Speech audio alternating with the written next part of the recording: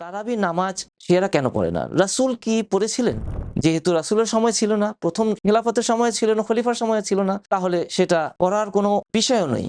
এমন কোনো বিষয় যা ধর্মের মধ্যে ছিল না, নেই, তা ধর্মতে প্রবেশ করানো হচ্ছে গিয়ে বিদআত।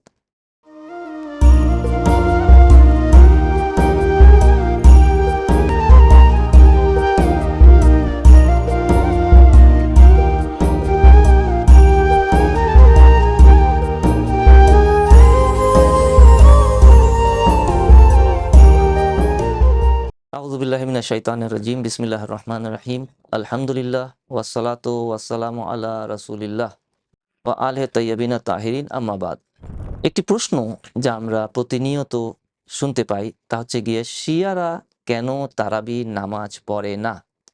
প্রথমত, শিয়া হচ্ছে গিয়ে অনুসারী এবং আহলে বাইতের অনুসারী, ইমাম আলীর অনুসারী। সেই হিসেবে তারা চেষ্টা করে থাকে যে রাসূল সাল্লাল্লাহু আলাইহি ওয়াসাল্লাম থেকে যা সুন্নত রাসূলের পরবর্তীতে ইমামদের মাধ্যমে, আহলে বাইতের মাধ্যমে আমাদের কাছে এসেছে ততটুকুই পালন করতে। সেই হিসেবে স্বাভাবিকভাবেই আরেকটি কথা আসে যে ইদখালুশ শাই ফিদ্দীন মা লাইসা বিদ্দীন। এমন কোনো বিষয় যা ধর্মের মধ্যে ছিল না, নেই, তা ধর্মতে প্রবেশ করানো হচ্ছে গিয়ে বিদআত। এখন প্রশ্ন হচ্ছে, তারাবি নামাজ শিয়ারা কেন পড়ে না? রাসূল কি পড়েছিলেন?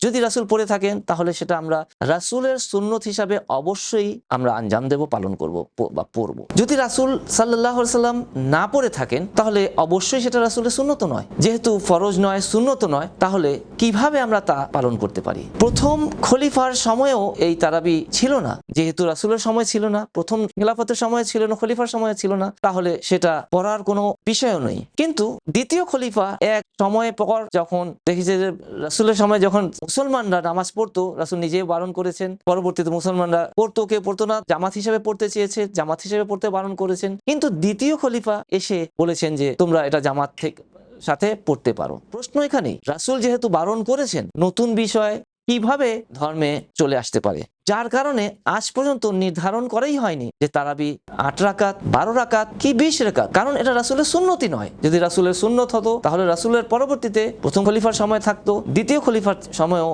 অবশ্যই থাকতো। যেহেতু রাসূলের সুন্নত নয়, পরবর্তীতে এটাকে ইসলামে প্রবেশ করানো হয়েছে, আর ইসলামে প্রবেশ করানোর কারণেই দ্বন্দ্ব যে 8 রাকাত, 12 রাকাত বা 20 রাকাত। এই বিষয়ে আমাদের উচিত গবেষণার মাধ্যমে তা বর্জন করতে হবে না অনুসরণ করতে হবে, অবশ্যই তা খতিয়ে দেখতে হবে। ওয়া আখিরু দাওয়ানা আলহামদুলিল্লাহি রাব্বিল আলামিন।